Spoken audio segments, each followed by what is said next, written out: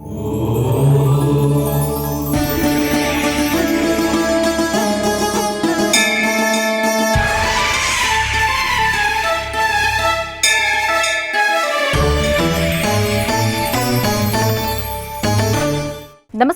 ETV life ఆధ్యాత్మిక channels యాత్ర కార్యక్రమానికి స్వాగతం. భక్తులు ఆపదల్లో తలచినంతనే తన మహిమను చాటే దైవం పరమేశ్వరుడు. ప్రమద గణాలకు అధిపతి భోలాశంకరుడు ఆ ఈశ్వరుడు.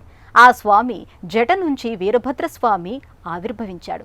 శివాజ్ఞను శిరసావహించి శివతత్వాన్ని అనుసరించే దైవం వీరభద్రుడు. దుష్టుల పాలిట రౌద్ర స్వరూపంతో కనిపించే స్వామి తన భక్తుల యందు కరుణా తరంగుడిగా దర్శనమిస్తాడు. స్వామి కొలువైన చోటే దేవేరి భద్రకాళీమాత సైతం కొలువై భక్తులను అనుగ్రహిస్తుంది. కోర మీసాల రాయుడుగా కొలువైన బొంతపల్లి శ్రీ భద్రకాళీ సమేత వీరభద్రస్వామి వారి ఆలయాన్ని నేటి తీర్థయాత్రలో దర్శించి తరిద్దాం రండి.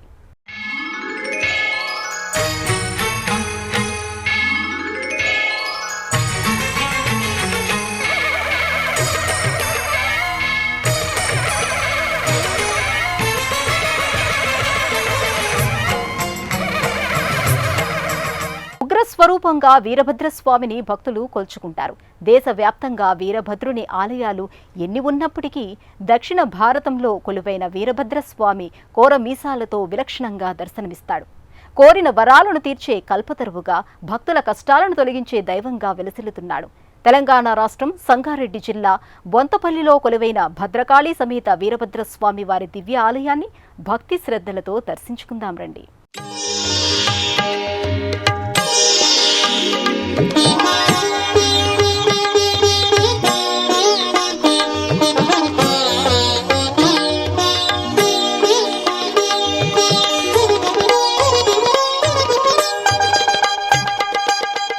తెలంగాణ రాష్ట్ర రాజధాని హైదరాబాద్ నుండి కేవలం 40 కిలోమీటర్ల దూరంలో బొంతపల్లి భద్రకాళీ సమేత వీరభద్రస్వామి ఆలయం ఉంది. సంగారెడ్డి జిల్లా బొంతపల్లిలోని భద్రకాళీ సమేత వీరభద్రస్వామి ఆలయం ఎంతో పురాణ ప్రాశస్త్యాన్ని సంతరించుకుంది. సంగారెడ్డి జిల్లాలోని జిన్నారం మండలం వీరన్నగూడెం గ్రామ పంచాయతీ పరిధిలో సికింద్రాబాద్ నుండి మెదక్ వెళ్లే జాతీయ రహదారికి ఎడమ వైపు భద్రకాళీ సమేత వీరభద్రస్వామి ఆలయ స్వాగత తోరణం మనకు కనిపిస్తుంది.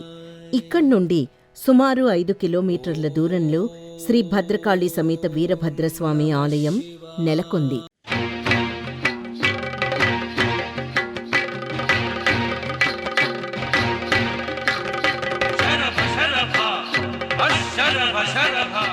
ఆలయానికి చేరుకోగానే ఆరుబయట నిలువెత్తు శివయ్య విగ్రహం అత్యంత సుందరంగా చూడముచ్చటగా గోచరిస్తుంది. స్వామివారు ద్విముఖులుగా 2 త్రిశూలాలను ధరించి ముందు వెనుక ఒకే రూపంలో దర్శనమిస్తాడు. శివయ్యకు అభిముఖంగా ఉన్న భారీ నంది విగ్రహం సైతం సందర్శకుల్ని అమితంగా ఆకట్టుకుంటుంది. ఇక్కడి పరిసరాలన్నీ పంచాక్షరి మంత్రంతో ప్రతిధ్వనిస్తున్నట్టు ఉంటాయి. నాగేంద్రహారాయ త్రిలోచనాయ భస్మాంగరాగాయ మహేశ్వరాయ నిత్యాయ శుద్ధాయ దిగంబరాయ తస్మై నకారాయ నమః శివాయ. రాజగోపురం 4 అంతస్తులతో పంచకలశ సమన్వితంగా అద్వితీయ శిల్ప సంపదతో తులతూగుతుంది.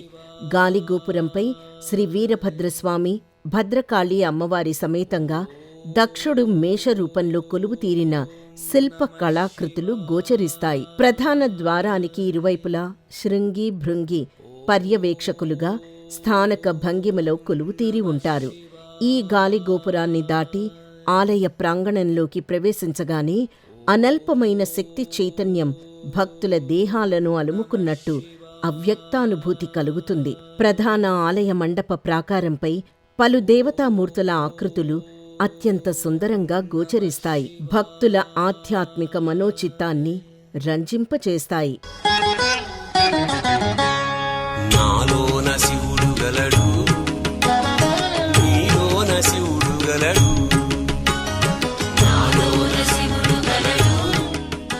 బొంతల దట్టమైన మారేడు వృక్షాలు అధికంగా ఉన్న ప్రదేశంలో మంజీరా ముచుకుంద నదుల మధ్య ప్రదేశంలో వీరభద్రుడు కొలువైన ప్రాంతానికి బొంతపల్లి అనే పేరు వచ్చిందంటారు. ఈ ఆలయానికి ఏడాది పొడవునా జంట నగరాలతో పాటు దేశంలోని ఇతర ప్రాంతాల నుండి భక్తులు అధిక సంఖ్యలో తరలివస్తూ ఉంటారు.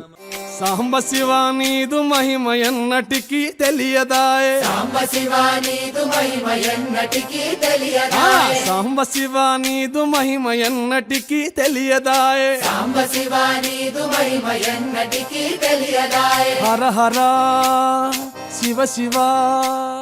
ఆలయంలోకి ప్రవేశించగానే 18 అడుగుల ధ్వజస్తంభానికి ఎదురుగా భారీ నంది విగ్రహం కొలువుతీరు ఉంది. ఆ నంది తలపై నుండి వీరభద్రుణ్ణి చూస్తే సకల పాపాలు హరించుకుపోతాయని భక్తుల ప్రగాఢ విశ్వాసం. ఇక ఆలయంలోకి ప్రవేశించిన భక్తుల వీరభద్రస్వామి నామస్మరణతో ఆలయం మారుమోగుతూ ఉంటుంది. వీరభద్రస్వామి ఆలయానికి ప్రవేశించే ముందు పక్కనే వినాయకుడి మందిరం నిర్మితమై ఉంటుంది. భక్తులందరూ గణపతిని పూజించిన అనంతరం వీరభద్రస్వామి సన్నిధికి చేరుకుంటారు.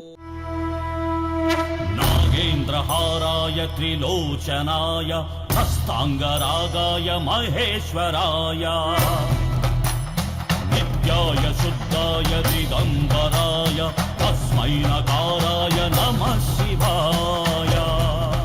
ధ్వజస్తంభం సమీపంలో ఉన్న నందీశ్వరుడికి దీపారాధన చేసి కోడె దూడలతో ఆలయం చుట్టూ ప్రదక్షిణ చేయిస్తారు. ఇలా చేస్తే సకల కార్యాలందు శుభాలు సిద్ధిస్తాయని భక్తుల విశ్వాసం. కోడె దూడల ఆరాధనతో పాటు నైవేద్యం సమర్పించడం ఈ క్షేత్రం ప్రత్యేకత. శివ శివ శంకర హర హర శంకర జయ జయ శంకర దిగిరారా ప్రియ తాండవ శంకర ప్రకట శుభంకర ప్రళయ భయంకర దిగిరారా. శివ శివ శంకర హర హర శంకర జయ జయ శంకర దిగిరారా ప్రియ తాండవ. వీరభద్రస్వామి పరమేశ్వరుడి అభివ్యక్తిగా పురాణ కథలు చెబుతున్నాయి. వీర శైవ లింగాయతులు, వైశ్య, ఇతర వర్గాలకు కులదైవంగా వీరభద్రస్వామి పూజలందుకుంటున్నాడు. ఓరుగల్లును పాలించిన కాకతీయ ప్రభువులు తమ పరిపాలన ప్రాంతంలో అనేక శివాలయాలను నిర్మించారు. వాటిలో భద్రకాళి సమేత వీరభద్రస్వామి ఆలయం ఒకటిగా ప్రసిద్ధి చెందింది. 10 ఎకరాల విస్తీర్ణంలో ఆలయం సర్వాంగ సుందరంగా శైవ పరివార దేవతల సమాహారంగా ద్విగుణీకృతమవుతుంది.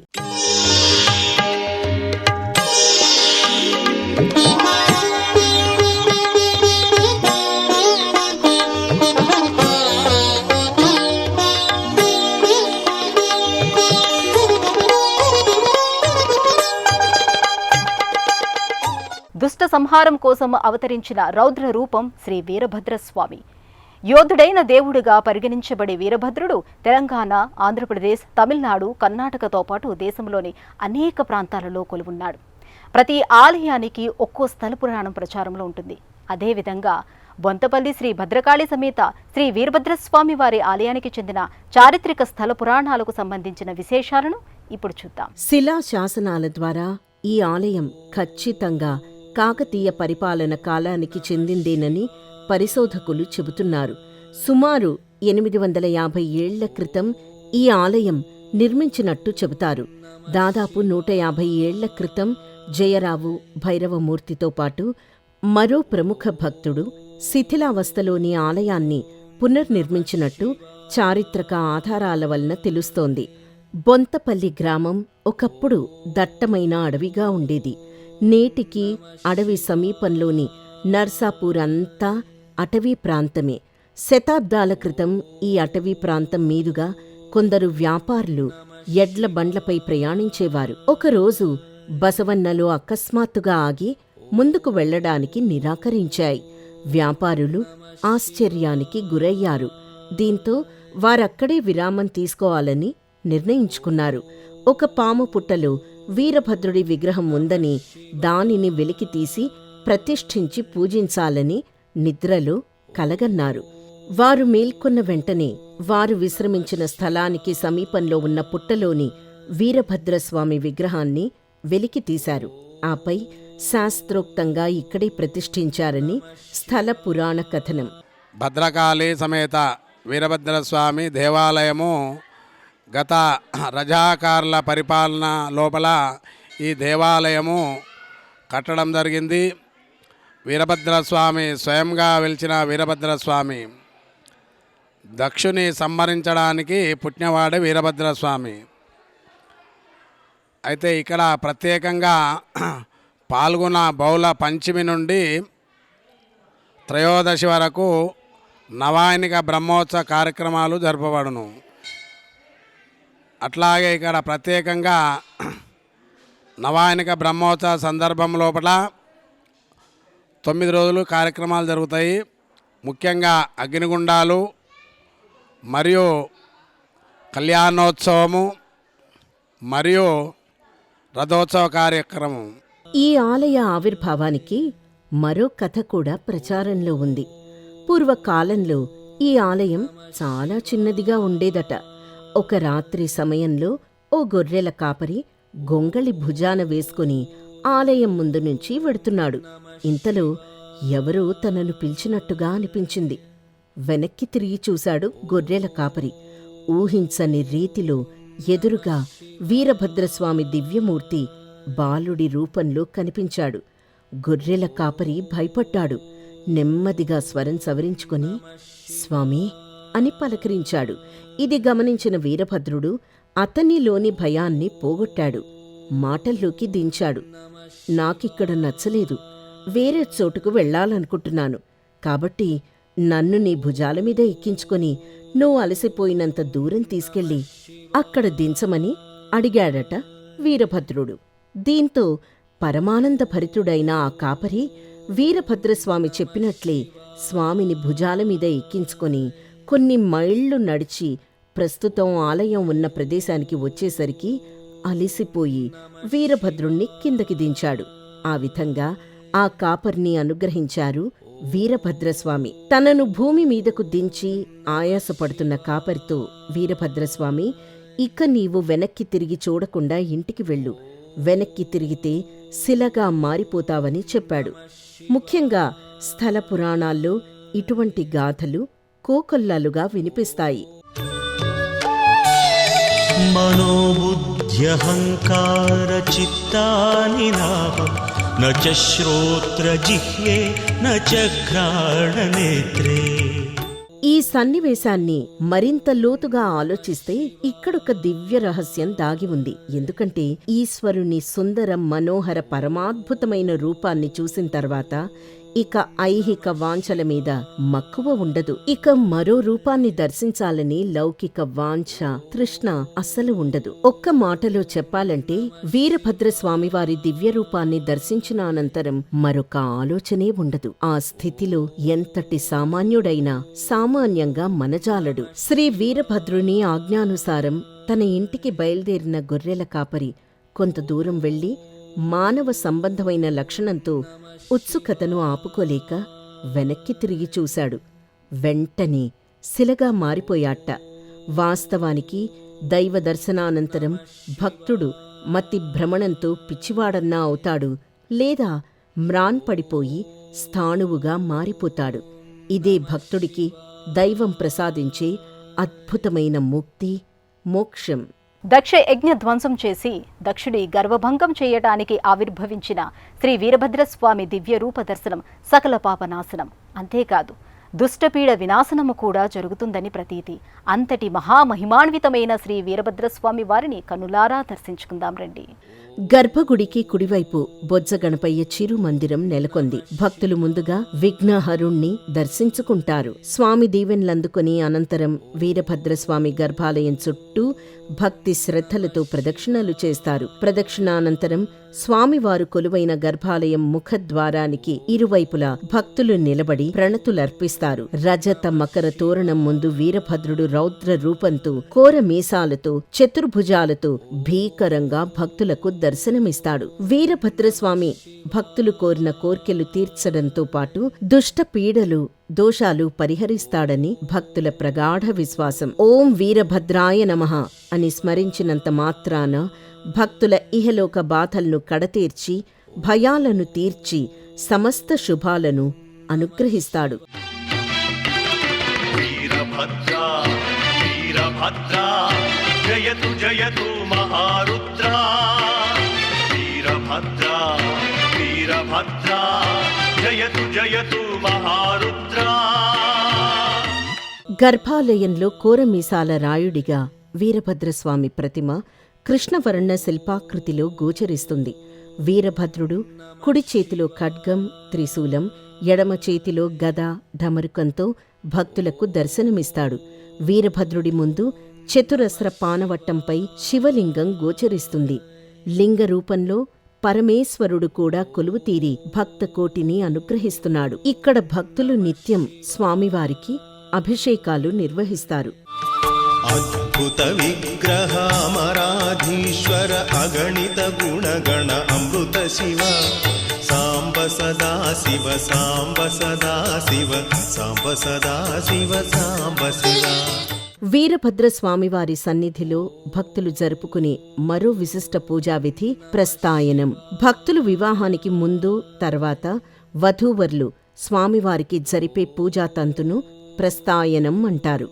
ఈ పూజను భక్తులు విరివిగా జరిపించుకుంటారు. ఈ పూజ చేసిన నవదంపతులకు ఇరు కుటుంబాలకు భాగ్యదాయకమని చెప్తారు. ఈ పూజంతా పూర్తి వీరశైవ సంప్రదాయానికి చెందినది. విద్యుద్దీప కాంతులతో ధగద్ధగాయమానంగా శోభిల్లే అద్దాల మండపంలో శంకరుడు పార్వతీదేవికి ఊంజల సేవలను నిర్వహిస్తారు. విశ్వేశ్వరాయ నరకాంతకతారణాయ కర్ణామృతాయ శశిశేఖర ధారణాయ కర్పూరకాంతి ధవళాయ జటాధరాయ.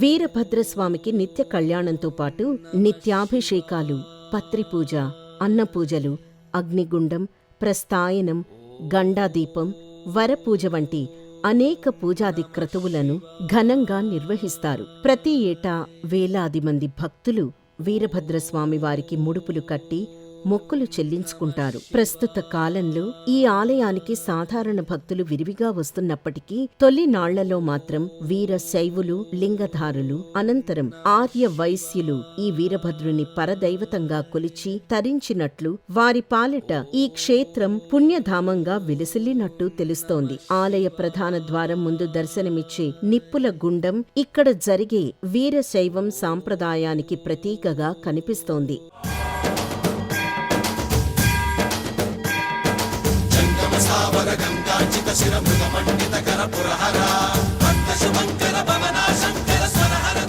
గర్భాలయానికి తూర్పు వైపున 24 స్తంభాల మండపం ఉంది. వీరభద్రస్వామి విగ్రహంతో పాటు కాశీ విశ్వేశ్వరలింగం, మూల విగ్రహం, ఉత్సవ విగ్రహం, గణపతి, నంది విగ్రహాలు ఉన్నాయి. బొంతపల్లి వీరభద్రస్వామి ఆలయంలో ఏడాది పొడవునా నిర్వహించబడే సహజంగా స్వామి కొలువైన చోటే దేవేరి కొలువుతీరి ఉంటుంది. వీరభద్రుడి దేవేరి భద్రకాళీమాత అయినప్పటికీ పవిత్ర మంత్రాల ద్వారా త్రిపుర సుందరిగా రూపాంతరం చెందుతుందని నమ్ముతారు. విశ్వంలోని అత్యున్నత స్త్రీ శక్తికి అది తార్కాణంగా నిలుస్తుంది. త్రిపుర సుందరి అనే పదానికి 3 లోకాల అందం అని అర్థం. భద్రకాళీదేవి సంస్థితగా ప్రకాశిస్తున్న ఈ ప్రకృతి స్థితి గొప్ప అభివ్యక్తంగా ప్రకటితమవుతుంది. అంతటి అనంత శక్తి చైతన్యమూర్తి భద్రకాళీమాత అమ్మవారిని దర్శించి అనుగ్రహాన్ని పొందుదాం రండి. వీరభద్రస్వామి ఆలయానికి వెనుక భద్రకాళి అమ్మవారి ఆలయం నెలకొనుంది. గర్భాలయంలో అమ్మవారు పద్మాసనాస్థితగా ముఖ వర్చస్సు హరిద్రావర్ణ ఛాయలో ప్రసన్నంగా దేదీప్యమానంగా ప్రకాశిస్తుంది. అమ్మవారు కుడి చేతిలో త్రిశూలం, ఢమరుకం, ఎడమవైపు పుస్తకం, శంఖం ధరించి దర్శనమిస్తుంది. ఇక్కడ అమ్మవారి ముందు 8 శ్రీచక్రాలు ప్రతిష్ఠితమయ్యాయి. దీంతో ఇక్కడ కొలువైన భద్రకాళి అమ్మవారిని మహాశక్తివంతమైన తల్లిగా భక్తులు భావిస్తారు.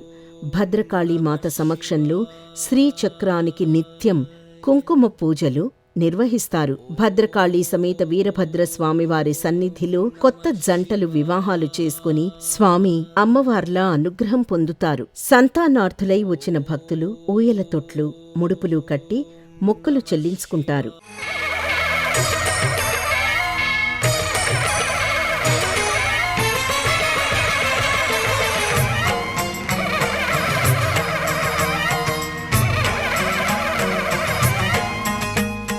గర్భాలయానికి ఎడమవైపు ఒల్లుబండ లేదా కోరికల బండ కూడా వృత్తులాకారంలో ఉంటుంది. దీనిపై భక్తులు తమ 2 బొటన వేళ్లను సమంగా ఆనిస్తే భక్తుల కోరికలు తీర్తాయా లేదా అనే విషయం తెలుస్తుందని చెప్తారు. కాళీమాత అనుగ్రహం పొందగలిగితే అట్టివారికి జన్మలో ఇక అందుకోవలసిన శిఖరాలు ఉండవు. ఆమె సర్వశక్తిమయి పరబ్రహ్మ మహిషి అని దేవీ భాగవతం స్తుతించింది. సమస్త లోకాలు భువనాలు ఆ శక్తి ఆటలే, లీలా విలాసాలే. సమస్త అవతారాలు దేవతలు ఆమె బిడ్డలే. ఆ శక్తిలోనే పుట్టి పెరిగి లయిస్తూ ఉంటారు. కాళీశక్తికి అతీతంగా ఏదీ లేదు, ఎవరూ లేరు. ఆ కాళీతత్వం ప్రకటితమయ్యే భద్రకాళీ ఆలయం ముందు 8 శ్రీచక్రాలకు కుంకుమార్చన కార్యక్రమాలు కూడా జరుపుతూ ఉంటారు. అమ్మవారిని ఆరాధించిన వారికి సకల ఐశ్వర్యాలు, విద్య, అధికారం, వినయం, ఆత్మగుణం వంటివి సమకూర్తాయని భక్తుల ప్రగాఢ విశ్వాసం. వీరభద్రస్వామి దర్శనానికి వెళ్లిన భక్తులు భద్రకాళి అమ్మవారిని సైతం దర్శించి ఆమె కృపకు పాత్రులవుతారు.